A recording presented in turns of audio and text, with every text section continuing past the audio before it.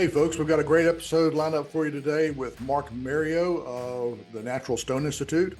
We're going to talk primarily about silicosis, then some about safety in general. We're going to cover some of what's been happening with silicosis, get you up to date on the current status of what's going on in California and around the country, and also talk about some practical ways that you can address the issues in your facility. So listen up. This one covers a lot of ground. We cover it pretty quickly, and it takes a little while, but it's definitely worth a listen. Thanks. Folks, really happy to have Mark Meriaux of the Natural Stone Institute with us today. Mark, welcome. Thanks for taking some time to talk with us about safety today. Thanks, Ed. It's been an ongoing issue for us, and I'm excited to talk with you today about it. Your position at NSI is Accreditation and Technical Manager. Can you tell us a little bit about what that involves, and then also maybe give us a little bit of a thumbnail sketch of your background before NSI? Yeah, so those of you who see me live, I usually joke and say I'm a recovering fabricator. I started in the stone industry in early 2000s, I think 2001, 2002, when I started a small shop here in Atlanta, Georgia, where I live, and with a partner from college, and we both had careers in other industries, engineering backgrounds, education wise. But we were both looking for something different, and we started a small shop, primarily processing blanks for countertops. We outgrew that model very quickly, and we're into slab work and full custom countertops within the 6 months of starting that. That company was one of the victims of the 2008 economic slowdown. I made some decisions. We had built a nice, beautiful new building, and I bought out my partner with funds that I didn't have long term. Took the business over myself, and right about the time that business halted for us, construction wise. A lot of people in the industry saw that, but I was fortunate enough in those 7 years to build some relationships already with other local competitors, and had other opportunities open up quickly. And I stayed in the industry working in other roles in fabrication and sales and project management for subsequently larger companies. And then about 8 years ago, I think June will be 8 years at the Institute, I was able to join the Natural Stone Institute staff. And as we get older, lifting and working in the shop is not as appealing as it was when I was younger, being creative with the stone. But I feel that my experience and my expertise is good. Better spent now trying to educate those, keep them from making some of the mistakes I did and other ones I learned about from around the industry. So is that kind of the focus of Accreditation and Technical Manager, is educating folks, or? Well, I wear a few hats at the Institute. So I work both within our technical department to a limited degree, which is Chuck Muehlbauer is our technical director. We have a stone testing lab up in Ohio. I have limited input in there. Scott Scalorn is our lab manager there. We do a lot of testing for our industry colleagues and members, for project-based and just stone-based for our quarrier members. But then I also work with our education team, putting together educational resources that benefit the entire industry. A lot of that more countertop focused in what I touch on. So when I joined the Institute, Chuck was glad, because his expertise is more exterior cladding and very technical commercial applications, where mine's the interior architectural finishes. So he was glad to, as a technical resource, be able to hand off a lot of those member inquiries to me with my experience and background. So, but yeah, that's one of the member services we offer. Accreditation is a credentialing program that we have for contractors and installers of natural stone. So it's a third-party credential or verification of business practices, technical competency, and general business practices. And we actually go in and review the companies before they can earn the accreditation. There's a 4-hour exam. It's part of that. Number of steps involved in earning accreditation. We've got a couple companies that are actively pursuing that this year. We seem to add about 3 or 4 each year now. It's a fairly not challenging, but it's very involved to attain the accreditation qualifications. But then once they become it's the only thing close to any licensure we have for contractors in our industry. We don't have a formal licensure program outside of like a contractor's license in states like California, but it's the only third-party verification for installers and fabricators of natural stone. So And that's then what it, accreditation is. Yeah, it's one of the programs I lead. And then like I said, I serve on our technical committee, so we provide technical support to our members, and then I work with our education team.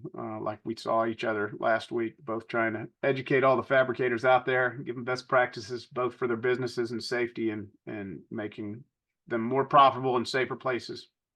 and that's why we're here. And especially why we're talking today, going back to accreditation, the shop that I ran, the owner was one of I think he was like the second or third company to be accredited with NSI. It was Solid Tops, Evan Kruger. Yep. He was really a big proponent of that. And I think in an industry that doesn't have a lot of standards, even though NSI has got a lot of good technical information out there, there's not any licensure. There's we don't come under a lot of the typical electrical, home builder, general contractor type standards. In a lot of ways, we kind of fall through the cracks. So I think this accreditation is a great opportunity for a fab shop to kind of set themselves apart. If they're looking for a competitive edge, it's certainly attainable. You guys have got some great resources to help with that. And I think it's something that the shops really ought to consider. So I think I hadn't really planned on talking about that, but I think it's a great plug for that program. Thanks, Ed. I appreciate that. Yeah, Solid Tops has been in there a while, and I'm glad Evan and his crew were early adopters on that back in 2008-ish. I mean, the shops I worked at, back then, one of them, we actually were pursuing accreditation before they stopped fabricating stone entirely. It was a big manufacturing organization, but so I've been involved in it both from a member side and now on the association side in managing that program. So I also, leading into, I know a topic we're going to get into in depth here, I also manage our two safety committees. We have one just for general safety for the industry, and then our quarrier members have a specific one for quarry safety. Great. That's good to hear. Yeah, I think you're talking about some of the commercial work that one of the other folks in the lab kind of focuses on and has history in. You're talking about quarries. NSI really runs the gamut of not just countertops, but really all of natural stone. And I don't want to get into everything that you guys do, but it's just, it is, in my opinion, the premier membership organization in this industry. And it is, you guys have got some great resources, some of which we're going to talk about as we get into the topic of safety and more specifically into the topic of silicosis. Well, let's get started. Hit me. Okay. No, enough of this fixing to. Let's do it. I got you. Silicosis obviously is front and center in a lot of people's minds these days. There's been a lot of, I stalk a lot of groups on Facebook just to kind of keep my fingers on the pulse of the industry. There's a lot of misunderstanding out there, a lot of misinformation. And part of what I like to do today is kind of quickly walk through and clear a lot of that stuff up. Quartz is the big bugaboo in the silicosis front. We've heard that Australia has banned it, and that they banned the import and the fabrication, and that's all going into effect, I think, July 1. But then there's also some challenges for what about existing contracts, commercial contracts inspected? What about all the inventory we've got? So they're struggling with that. I've read some articles that say that New Zealand should be pretty close behind them and doing the same type of thing. And then I think pretty much everybody has heard, unless you're living under a rock, that LA County came close to banning it, but backed off of it. And my understanding is NSI was heavily involved in helping educate the folks making that decision to understand what's really going on in the industry. Can you tell us a little bit about what the status is with LA County and what NSI's involvement was?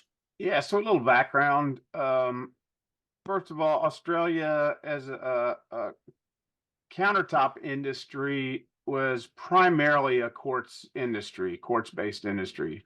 I think as a country, they produced and cut a lot more quartz slab products than they did any natural stone or porcelain, things like that. And then second to that, both in Australia and California, all the headlines, all of the news articles, and all the information driving the major concern with silicosis came from initial health cases showing up in hospitals. So the doctors, the pulmonologists in the medical hospitals, they have a network and they communicate anonymously the caseloads of cases like lung diseases that show up, and they were seeing an odd spike or an unusual spike in the number of lung cases showing up in hospitals, not just in California, but Washington State, Texas, Colorado, many states. And so these pulmonologists got together and they said, they started asking these patients more questions about where they were working, what types of activities they were doing. And just from some simple question and answers, they came to the conclusion that all these workers were in countertop-based industries, and they were all heavily working with engineered or artificial stone. So that was where that initial conclusion came from. They said, well, it must be the artificial stone that's causing all this, because we know stone's been around, natural stone's been around forever. We've never seen the cases like this appearing in the hospitals. So that's kind of what the impetus was for the decisions that were made both in Australia and California. In Australia, because it was just such a quartz-based land, and the enforcement, the equivalent of OSHA or the safety organizations in Australia weren't unable to affect major change or understanding of the workers enough to cause them to implement a lot of the safety protocols that we're preaching here in the US to try and keep everybody safe. So the only method they saw that would be effective at keeping workers safe was to ban the product. And that's ultimately what happened in Australia. And yeah, you mentioned it, but July 1's their deadline there. But they still have some unanswered questions, like you mentioned, what to do with all of the quartz-based product landed that's sitting in Australia in warehouses or fabrication facilities, unfabricated. And then what about the legal ramifications of contracts that have yet to be fulfilled on construction projects where those products are specified? So the Australian folks are working through those details now. And I don't know or want to try to predict what the outcome will be there. But what I do know is what's happened in California. So initially, the legislators in California wanted to propose a similar ban. They realized the economic impact would be a little different in California, that there's a heavier mixture of products being fabricated for countertops. And they also, with some information, understood that it's not just a single product that could be causing this issue. It's a lot to do with the fabrication methods and the lack of safety protocols that's causing the silicosis cases in the hospitals. Yeah, and so I think one of the information, let me back up. At coverings last week, you guys, you and Jim had a really good presentation, kind of giving an update on what's happening in the industry and what's going on with silicosis. And I thought one of the interesting slides that you showed was a chart that showed the silica content of pretty much all the materials used in countertops. I think we've set you up for a screen share. Have you got that up where you can share that with us? Yeah, hopefully you can see that now. This is a chart that was put together by NIOSH back in 2014. So the current OSHA silica regulations were passed and became legal back in 2016, and they had kind of a stair step of requirements that went into full effect over 2 years. But the current federal standards have been in full effect since 2018 and enforceable. But part of the engineering and research they did in coming up with those 2016 federal rules involved this type of information, like I said, that NIOSH compiled, showing that, engineered or manufactured products for years have been claiming, over 93% by weight of quartz or silica, the same mineral. But being in natural stone industry, I also understand that natural quartzite and quartzitic sandstone are nearly pure silica or pure silica quartz. So they could present a similar risk if they're not fabricated safely or correctly. Other concerns include granites, which can have a range of silica in them, but this is just one of the concerns when understanding where the risk starts is what products are you cutting, what products, what's the makeup of the products going through your shop, and what protocols you have in place to minimize the exposure to the airborne silica. Yeah, one of the things this chart shows is, with quartzite is about a 95% silica content. If Australia, for example, since they've banned the quartz, a man-made, engineered stone product, and all of a sudden the people really get hot about quartzite, and quartzites have been popular because of their look and feel a lot lately. If, for example, they started importing a whole lot of quartzite for countertops, they really haven't solved their problem.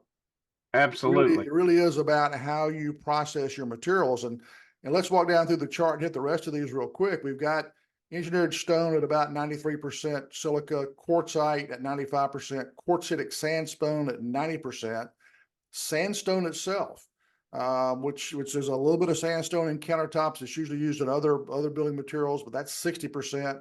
Granite, as you said, can vary from 10 to 45%. And slate and soapstone can still have some silica in it, but it varies depending on what specific product you're looking at. Absolutely. And the only natural stones not mentioned in this chart are marbles, limestones, and travertines, those calcareous-based materials, because some of them may have very, very small amounts of silica in those in some of the veins, but it's nearly inconsequential when concerned from a safety or processing standpoint. And also to be clear, I mean, this podcast is directed at folks in the industry, but in case a consumer will be listening to this, the concern is the processing of these materials, the silica that's released, the respirable silica that's out there, the impact on the workers. Once this product is in a home, there is no issue, unless you start sawing on or chipping on your countertops yourself, which would be crazy. You're going to do your own remodel and ripping them out, and you do something, you could have some silica released. It's not going to be, probably be minimal, but in general, if you're just using countertops in your house, there is no issue. Yeah, for consumers who might listen in, it is strictly a worker issue. It's people who cut, grind, drill, sand, or finish countertops, anything that might cause or create dust out of that material. Okay. And it's not even the dust you see. So the critical dust that actually causes the damage within the lungs is nearly invisible. It's very, very small crystalline silica particulates that go deep into the lungs and ultimately cause your body can't break down that silica mineral. So ultimately your lungs scar over, you lose breathing capacity, and the only cure for silica-based, pneumoconiasis, I think is the is a lung transplant ultimately. So the young, and the other thing doctors were noticing was the youthfulness, the age of these workers coming in. They were mainly between the ages of 30 and 45. They're fairly young, and some of them had what you and I would consider short careers in the stone industry, fewer than 5 years doing that job, and they were coming down with these illnesses. So it is a serious concern. And I think it's important too to kind of put this in some perspective. I cut my teeth in the textile industry early on in my career. And so, the big issue when I was in textiles was brown lung, cotton dust, and all the testing and all that went on there. And we're starting to see the same type of reaction here. And of course, a lot of folks, younger folks may not remember, but folks our age certainly remember black lung, folks working in coal mines having similar issues. So it's not something, the silica issue specifically is unique to this industry, but the idea of having something in your work environment that impacts your health and can kill you, and over a period, because the effects accumulate over time is not new. And going in and doing some of the things we're going to talk about for how you address it, those are not new necessarily either, new to our industry, but it's not an unusual circumstance. It's part of what you have to do when you discover, wait a minute, we've got a problem, we have to address it. Yep. And so we've, over the last 5 to 7 years, we put together a number of these resources based on the federal OSHA silica rules, the standards that are in place as of 2016. We put together some education back in 2016, 2017, which kind of went over the background and basis of the current standards federally. And then we last year did a major overhaul or update of those educational resources. We had a number of courses. It started out over 8 or 9 hours. We went through and did we wrote out the transcripts with just the details that were needed, had professional voiceovers done, shortened a lot of that education. So now we've got a certificate available, a training certificate available that involves general OSHA compliances, best practices, silica safety, understanding and best practices. And then we also included safe slab handling, which we've had for a number of years. But I personally, and we as an organization, felt that that has to be part of it. We know silica is the headline right now. That's what everybody wants and thinks they need. But the unfortunate reality is that every month I get another email of a fatality of a worker in our industry that was killed or severely injured by a slab handling incident. Seems to be on average about 10 workers a year. That these are just the reports that I hear of, the headlines. So before the silica issue rose to the top, slab handling and slab, stone handling deaths were probably the primary cause of major incidents or accidents in our industry. So we felt that this is our one chance to get everybody on one page and educated and up to speed on best practices. We ought to have it all packaged together in one place. Yeah, and I think it's important to note that several things. One of the things NSI is known for is the depth and breadth and quality of the safety resources that you've got. And there's toolbox talks, there's all sorts of videos, and we talked about the accreditation for fabrication in general. But I think if you're a shop that is selling a lot of quartz and you're getting questions from your customers about quartz, if you've got an NSI, if you're an NSI accredited shop and you've got the silicosis certificate as well, and you're displaying those in your showroom and on your website, then when you talk to a customer about this, you've automatically got more authority than the guys down the street that don't have any of that stuff. So I think it's a great competitive edge. If you're serious about being a professional in this industry, those two things are things you ought to look at. And so we have a number of shortened URLs that people can reach through our website. I will say, let me back up real quick. All of our safety resources are provided free of charge to the entire industry through generous donations from our general safety committee member companies. So they all collectively put up funding that helps us create and maintain all these resources. But one of the things that we do is, so every one of the courses in the Silica certificate, the education, the content is free to individuals. We do charge a $199 fee to non-NSI or non-Natural Stone Institute members who want to earn that certificate, just for the verification and validation so they can get that training credential, that's actual certificate. But all the content is available to any individual in the industry. They just have to create a login and start viewing or taking the courses online. That's fantastic. That goes for all of our safety courses. I think that's great. What's interesting about this industry, because I have worked in so many other industries prior to this one, I got in this industry about the same time you did, Mark, in the early 2000s, not as an owner or an operator, but as a coach and consultant. And so it's been interesting watching over 20 years how quickly this industry has adapted. It's an old industry in that, making things out of stone has been around since the Stone Age, obviously, but it's relatively new in the concept of stone countertops of some form or fashion being in a lot of people's homes. It used to be just for wealthy people. About 20, 30 years ago, it became more accessible and available to a lot more people. And in the last, I'd say 10 or 15 years since the recession's been over with, it's really become much more prevalent and in a lot more competition. Of course, a lot of folks listening to this podcast are feeling the effects of that competition, but we've come up the curve a lot in technology and in visibility and a lot of things that we do in our shops. I think one area that we're still lacking as industry is in the professional level of our management teams and the way we approach our businesses. And I think safety is a good indication of that. And I think, to me, silicosis is the beginning of improving all of that for this industry. There are a lot of other issues we can get into. Before we do that, though, I want to step back. Australia attacked this issue of silicosis by banning a product, the one that was the most visible, easy to recognize product. They didn't necessarily solve the root cause. They didn't solve the problem.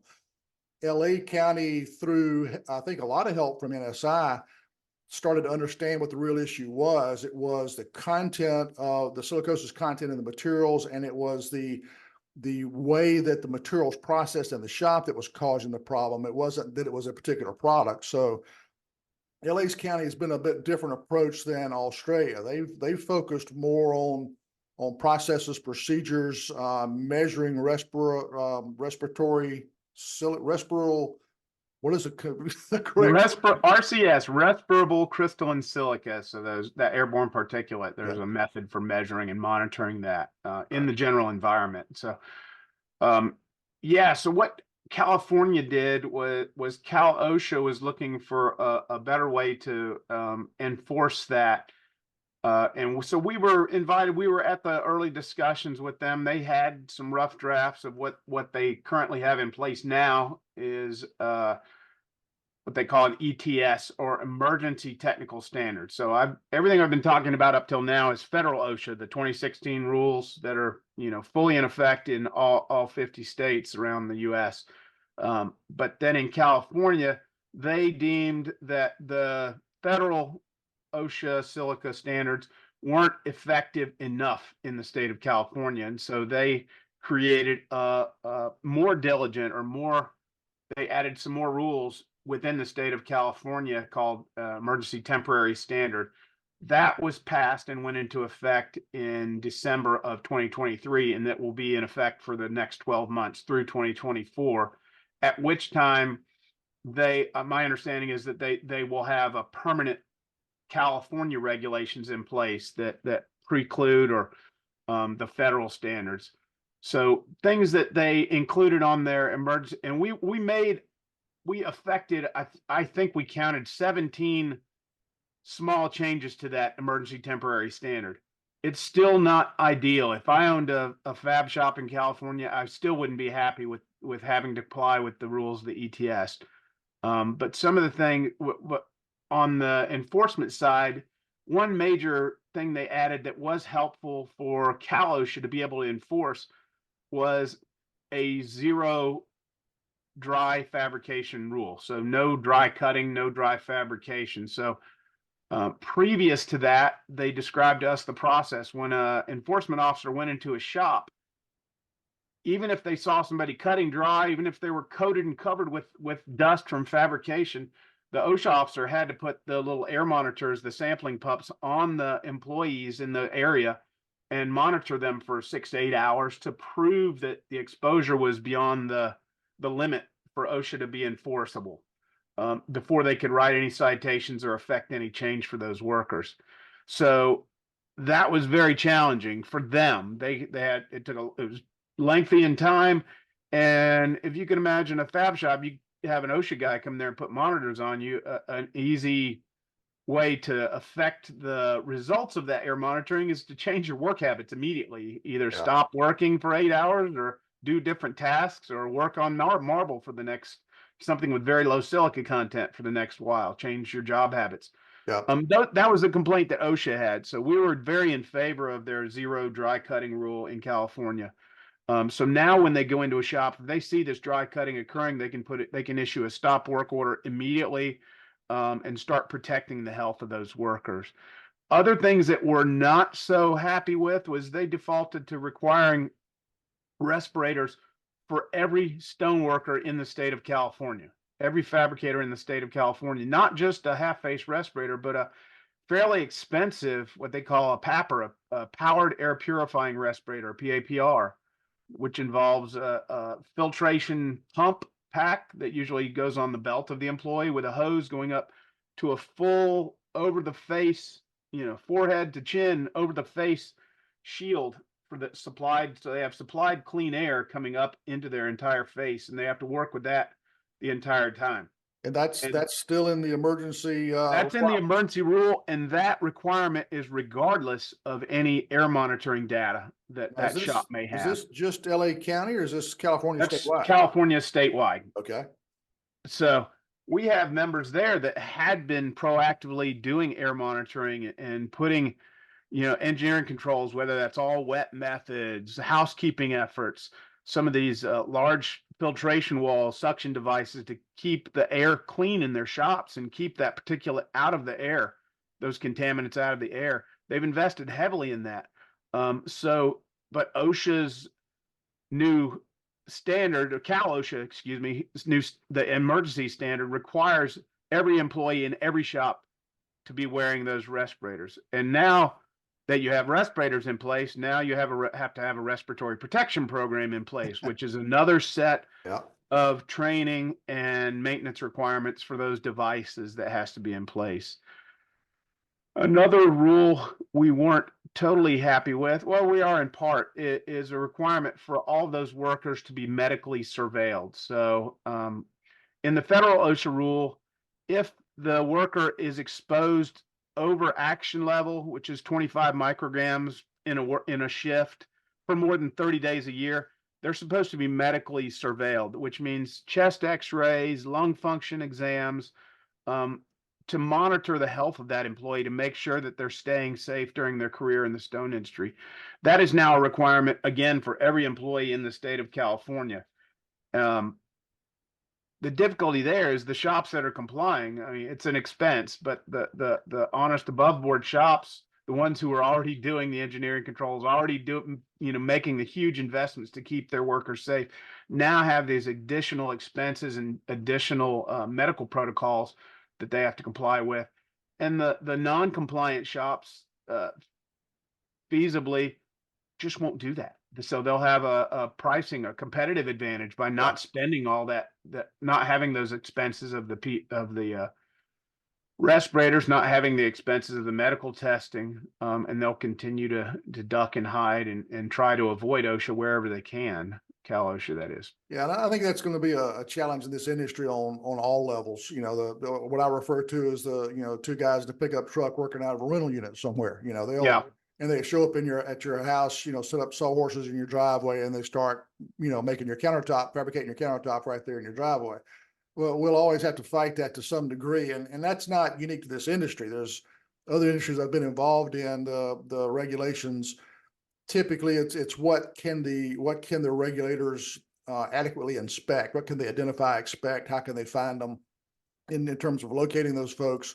And somebody who's got a really low overhead and a low business presence can have the name of ABC countertops today, and tomorrow they're XYZ countertops. And so I think that's a challenge we're always going to have. But one of the questions I've seen pop up a lot on the medical monitoring is in California now, there's a requirement for an initial pulmonary evaluation, and then there's annual updates that are required too. Is that correct? Yeah, so even with the federal OSHA, don't quote me verbatim, but I think it was a requirement of every 3 years if they were above that action level. Yeah. At a minimum. You could do it more often. California now requires a minimum of annual medical surveillance. Like I said, that includes a chest X-ray with a B reader evaluation, and the B reader is a pulmonologist qualification that they can look for things like silicosis symptoms on an X-ray. So that chest X-ray, B reader. Other good things to do would be a pulmonary function test, like lung spirometry, where somebody breathes into the hose to determine the volume of their lungs. Those types of things can pick up or notice changes in the health of that employee over a period of time. So we've always preached that that's a good practice that businesses nationwide should think about implementing right now, especially on new hires or at the start of especially if that employee has work or previous work at another shop where you don't know their safety protocols or safety practices. So that new employee that may be new to you starting may have some existing conditions, and unless you have that medical surveillance or medical information determined by a health professional, you can't assume that they're healthy. Exactly. And it's the same thing again we had in textiles, both on breathing and on hearing. You couldn't walk in a textile plant to clock Yes. in without having earplugs in. I mean, because Sure. it's noisy. And the whole time I worked there, you start off with a hearing test on day one, and then every year you had an update. They want to track your trends, and then did the same thing with pulmonary function. Even though we didn't always work in areas that had cotton dust, there are lots of engineering controls in place. We had Sure. to do that annual stuff, and so I think the recommendation for a shop owner now that's hiring somebody with industry experience, get that baseline pulmonary examination, get that baseline data, and then do the updates. And part of this is because of liability. There is a question of, does a shop's insurance automatically cover silicosis? So no.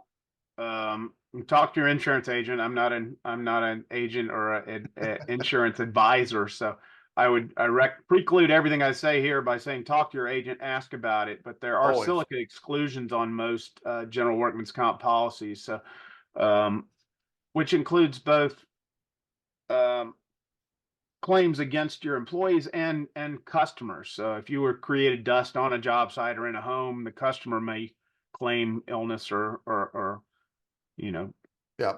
against you. But unless you have that supplemental policy, it covers things like silica, asbestos, mold, a bunch of these airborne disturbances or airborne contaminants policy. So the recommendation for shop owner is, once you finish this podcast, or if you're watching this on YouTube, go call your insurance agent and make sure you're covered.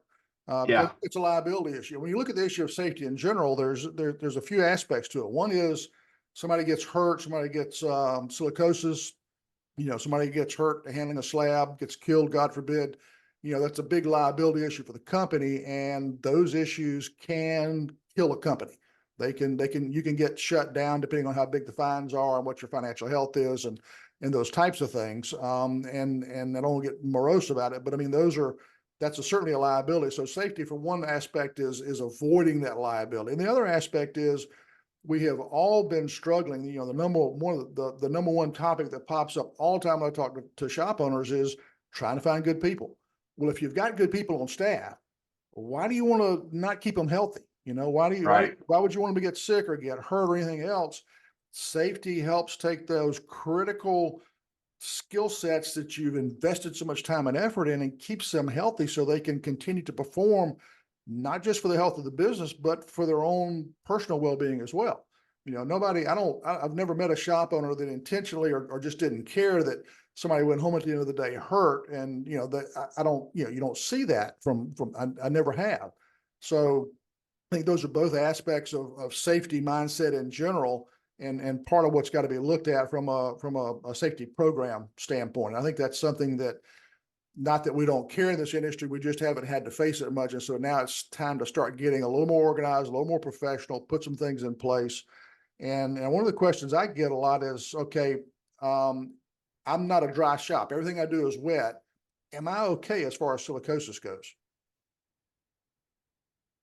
Everything we've learned, and a lot of this is gathered from firsthand data that's been shared with me by NSI member companies, the ones who are taking those proactive measures. So obviously, wet cutting is probably the single most effective way to keep airborne particulates or contaminants out of the air.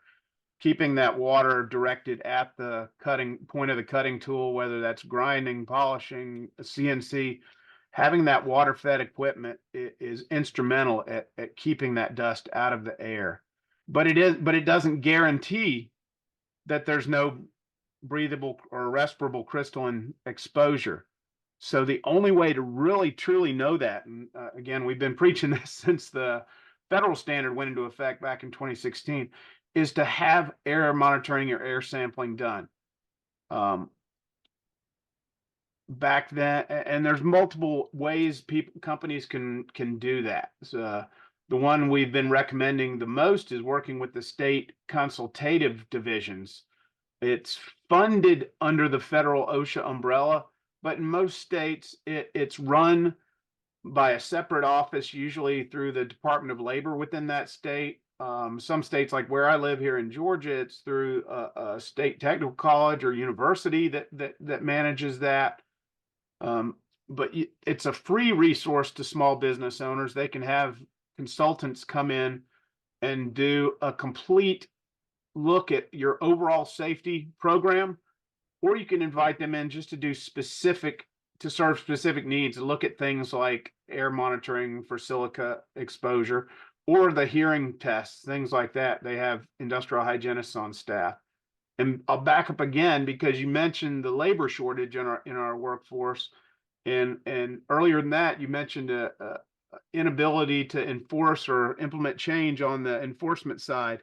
So in California specifically, they have a very large vacancy rate in the OSHA pool of workers, their agents, their enforcement, their rule makers. So they're hiring if anybody's interested in moving to California and working for Cal OSHA.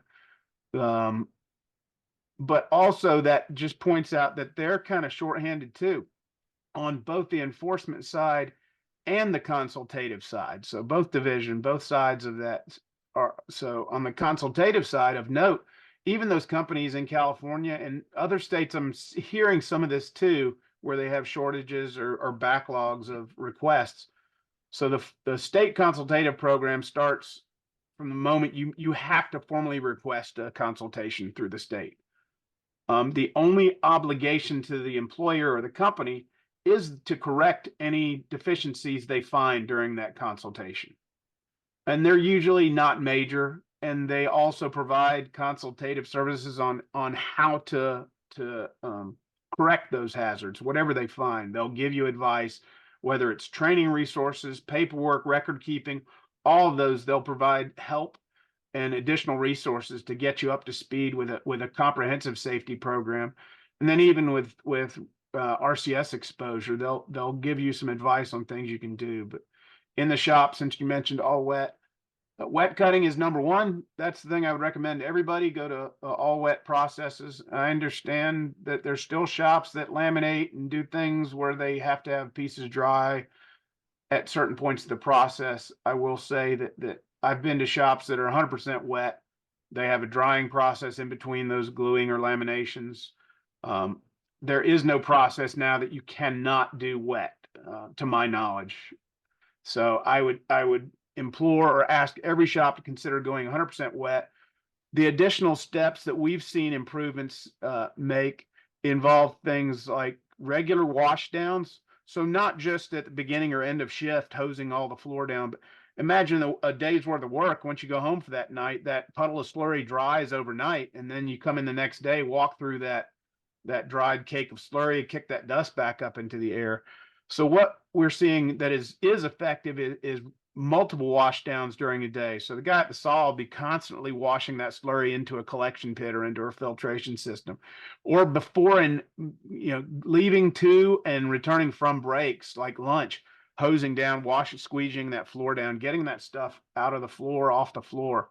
Because in some shops we've had people put the monitors on workers like forklift drivers, and they come up with some of the higher exposures just from driving out on graveled lots or out in yards where silica can be in the air, or just driving that forklift through those dried patches of slurry. So getting it into a collection system, keeping it out of the air is the second thing you can do.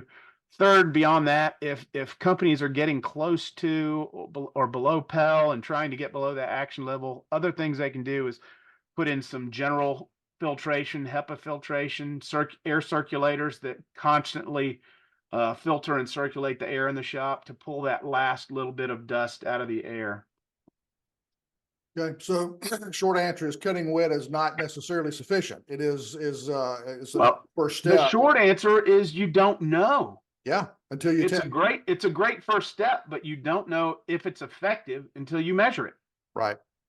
And I think that's where some of the confusion I've seen on some of the Facebook groups has been that some people will say, well, one state has a tighter standard than another. Now, the standard is the standard. California, they haven't changed the PEL limits, have they? No, the PEL is still 50 micrograms and the action level is still 25 micrograms. But even in shops where they have air monitoring below action level, which federally relieves companies of a lot of additional requirements, like the medical surveillance. The respirators are not required when companies can regularly achieve below action level federally. But in California, they require those respirators regardless of air Right. monitoring data that they may have. But what I was going to say was, I think some of the confusion over other states other than California that have, some people say, well, okay, my state has a different exposure limit level than other states. It's not that they don't necessarily have a different limit. They have, when you go to do you may be a wet shop, you do your testing, and because of some of the things that you mentioned, find out, okay, what we're doing is not enough, and therefore our people are over the limit. And it's Yeah. not that there was a different limit, it's just that your shop wasn't necessarily where it needed to be. And so testing is the gold standard. It's what you have to do. Going through the OSHA consultative assistance can be great there. I think that kind of leads us into this topic of safety in general. You know, silicosis is the big issue right now. Lots of press, lots of attention on it.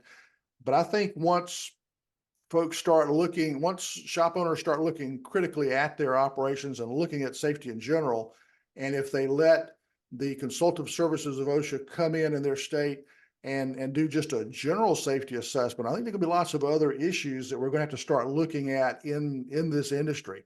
What comes to my mind is lifting standards, and not so much in the shop because we've got cranes, forklifts, things like that, but at an install, I think it will be a big issue there.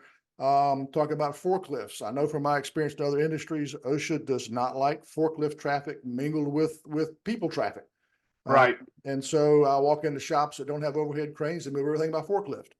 And I know shop configuration sometimes prevents that, but again, those are things we've got to look at. Trip hazards, electrical cords in wet areas, just extension cords in general. Yeah, GFCIs, all that, all electrical use, power, lockout, tag out, all of those things, hazardous communication, SDS sheets, all of those things. So a couple tools I mentioned, we have that training certificate available. We call it the Silica and Safe Slab Handling Certificate, but it also covers general OSHA compliance. And there's some tools and resources during that training that folks can download. It's also available on our website. So I'm going to rattle off some of our shortened URLs. They're all naturalstoneinstitute.org/safety is our main safety page. So naturalstoneinstitute.org/silica is a silica specific safety page, and news and updates, things like that. But for the safety certificate, we have a shortened URL, naturalstoneinstitute.org/safety certificate altogether. That'll get you to those core group of courses. And in that general OSHA compliance, one of the courses is understanding an OSHA inspection, the process that it goes through. And there's even a tool we've put together in an OSHA inspection planning checklist that companies can download. Again, that's on our safety page, our Silica page, but it's a resource that companies can download. Use that as for a self-audit to kind of do your own walkthrough before you invite any of these consultants in, private or state or otherwise. So it's there. We have some useful tools on general compliance, obviously the webinars and stuff we've learned about silica safety. But I agree with you, slab handling, slab storage, all of these are instances that pop up from time to time, especially when those major fatalities or incidents occur. Then I get calls from OSHA officers in regions. Hey, do you have any guidance or standards for this? And so those are down the road, other topics that our safety committee is looking at for creating and creating some voluntary safety resources for the industry on best practices, so that if there's not one in place, the other potential outcome is that OSHA puts guidelines in place like Cal OSHA did with their ETS, that are more stringent or may present some challenges to shops that you may not have today. So we believe that we're able to, with our strong understanding of the industry, how shops run, how shops work, recommend best practices that are both efficient, economical, but also effective at keeping workers safe. Well, I think that's what's so great about NSI is that you've got so many resources out there to help a shop owner who gets serious about this to start to figure out, okay, how do I put together an effective program that doesn't break the bank? What are the basic things that I need to do? How do I educate my people? I helped a client hire a sales manager from outside the industry just in the last few weeks, and I had just started working with this client and knew they didn't have a safety program. So the first thing I did is went to NSI's website, picked a handful of videos. I felt like, okay, these are the critical ones. I want somebody who doesn't know this industry to understand silicosis, slab handling, PPE, those, and then you've got one on slab handling for customers as well. And if you got a salesperson and customers, well, they need to understand, what to be aware of. So easy to pull that together with just an hour's worth of work and put that get that done. So anybody who wants to do this, there's a lot of good resources out there for NSI for you. One of the things I think NSI did is when LA County started to get a bone in their teeth about this whole issue, and they wanted to maybe follow Australia's lead and just ban products. You guys got involved. You helped them understand what's really going on in the industry. And right now, I think you guys have got a survey initiative out there trying to collect some information to help educate national OSHA about what this industry is really like. It's not always, two guys in a pickup truck on a couple of sawhorses working in your driveway. It's much more sophisticated than that. Right. Like I mentioned, the initial push for industry safety was coming based from input on the medical community and some of the enforcement data from Cal OSHA on enforcement throughout the state, where they had data from air sampling they had done in shops that had a number of facilities they had visited that did have alarmingly high exposures for those employees. But based on that information, that's where they put these very, very stringent and additional rules in place in the emergency temporary standard. So one thing we didn't have prepared at the time was a broader view of hard data from the industry to be able to show what the effectiveness is of basic safety protocols, like I mentioned, the wet cutting, the housekeeping efforts, and then the additional engineering controls or filtration that can be employed. So I'm going to put it on screen for the folks who are watching this live on the video. Let me figure out how to do that again. Share screen. So there is a QR code here. It should pop up now. So those who are watching this video version can see that. And it says May 1st deadline on here. We're extending that through the month of May. So this is a survey we put together with third parties. So medical professionals and scientists from Yale University we've hired. We've raised a lot of money to be able to do this. It's not cheap. But this is a survey they've put together to gather information across the broader industry across the U.S. on what fabrication facilities are doing. So some of the practices, the cutting methods, whether it's hand fab or CNC based, what type of engineering controls are in place, whether it's filters or all wet cutting. And then there's an opportunity in this survey towards the end where if the shops have conducted air sampling and have the full report data, there's an opportunity to upload that and share that anonymously so that Yale can compile all those reports and get a broader view of the entire industry on where, which steps, which processes are most effective. And so we can make further recommendations. And also we can use that information when we communicate with the health officials, when we communicate with the regulators in states like California and federal OSHA, when they consider new or revised enforcement standards, we can give them this information and show them, the effectiveness that our industry can make with engineering controls, housekeeping practice, some basic things that can prove to be effective. And we hope the outcome is to prove that we can keep workers safe through some of those basic practices and protocols and not require every worker to be fitted with a bulky respirator for the entire time. Yeah, bulky, expensive Yeah. Piece of equipment that's going to require additional programs, documentation, training, and everything else to work with that as well. So this We is have, we have completely, a hopeful outcome, but I don't have an expectation on that outcome. Yale is yeah. doing this completely, autonomously, gathering all that information, and they're also reviewing a lot of the current research, both medical research and product research regarding silica and silica containing materials. And we hope that, and one of the things we've asked them to do is to put out a best practices suggestion sheet at the end of this research study, so they can provide us with a better look. It's not just us and what we think. This is the medical professionals with Yale and pulmonologists and industrial hygienists with Yale that are looking at all of this data and giving us a broader guidance or guidelines for this. I do want to mention, so for those viewing this, we've got a QR code on screen. You can scan and take the survey. Through the month of May, we will have it also on our Silica webpage. Again, naturalstoneinstitute.org/silica. And right up at the top of the page, front and center, is a box with a link to participate in this survey. So I would implore or ask anyone watching or listening to this podcast, visit our Silica page and take that survey. Even if you don't have that air sampling data, but especially if you do, we'd love for you to share that information with us so that Yale has a realistic outlook of what our industry can and does look like. And we'll put that link in the podcast description. And if you're on any of the Facebook groups, there's several organizations who have picked up what we just showed on screen and reposted it on Facebook. So there are lots of places you can access this. I want to emphasize that this is all confidential.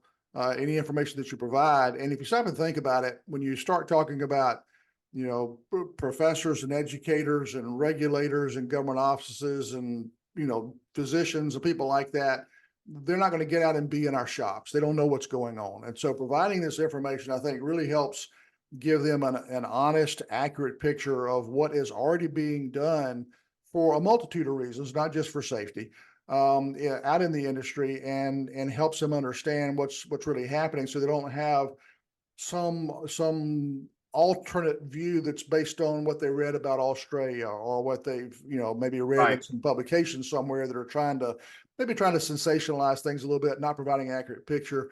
This is our chance to show everybody else what we're already doing and what's really happening. And so I think it's really important. Take a few minutes. This is about a 10 or 15 minute exercise to fill this out? Yeah, Mark? I think it's 5 to 10 minutes for the basic questions. And then if you have the air sampling data, either electronically or scanning and uploading it, that may be the lengthiest portion of it for some shops that have that information.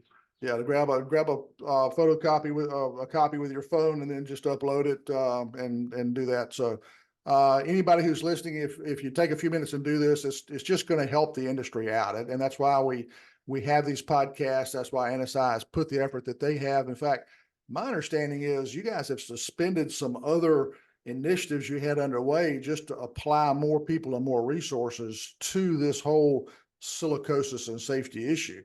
I know there's a committee that I was involved in that has suspended work for a while because Aaron and some others have just been tied up helping out with this issue. No, we're incredible workhorses, and we haven't stopped anything. We're keep doing everything, and this is just another one on top of that. But this has been a primary issue for us for longer than, but at least the last 6 to 8 months. Jim and I have been heavily involved, and we continue to be involved. Like I said, we're still working and talking with regulators in California. Now there are legislation in place that's being proposed in California. I didn't mention that. So these are all outcomes and I know everybody's watching California, what's happening in California, because what happens there has the potential to migrate into other states or across the U.S. But one of the things they're looking at through legislation is control or chain of custody for materials that contain silica. So we believe that could be an effective method, and most of the major distributors that we've talked with are on board with this, is only selling the silica containing materials to shops that have undergone a certain level of training or credentialing or licensure, however you want to say it, So there would be a licensure component, registering with the state, a certain level of training and safety protocols in place.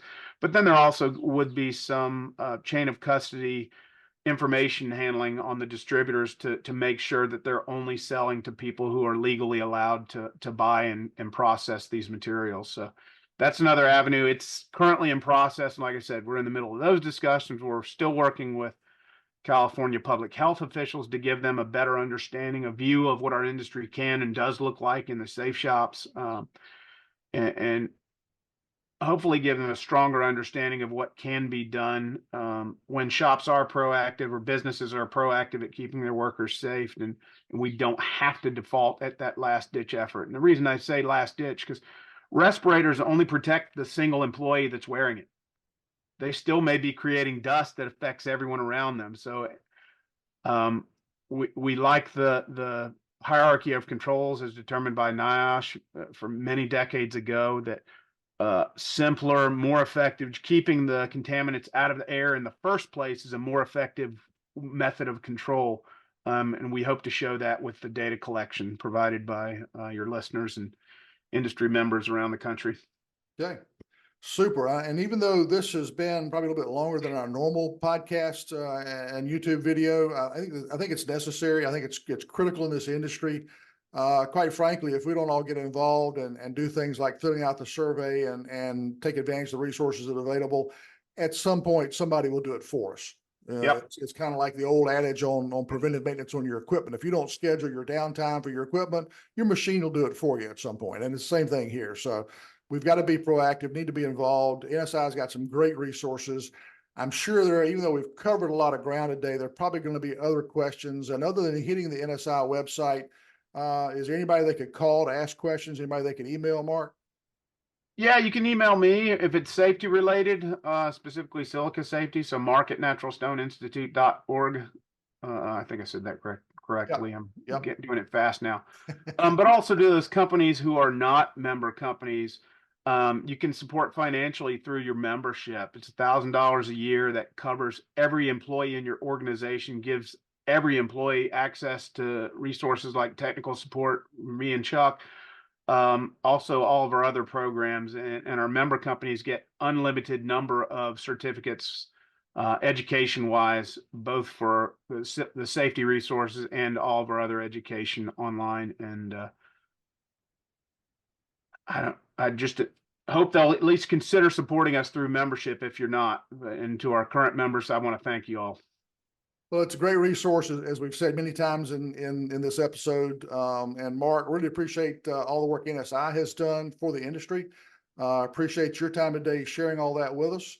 And again, thanks for joining us. Thanks for your time. Thanks, Ed. Sorry about running so long, but I hope your viewers and listeners find it valuable, and I appreciate the time. All right. Thank you so much. Thanks. Folks, really appreciate you taking the time to listen to the conversation with Mark Meriaux. I hope you got a lot of really good information about the status of silicosis issue in the industry and some specific things that you can do as a fabricator to help protect those workers. You know, those folks you have a hard time really finding good ones. You like to keep the ones you've got. Let's keep them healthy.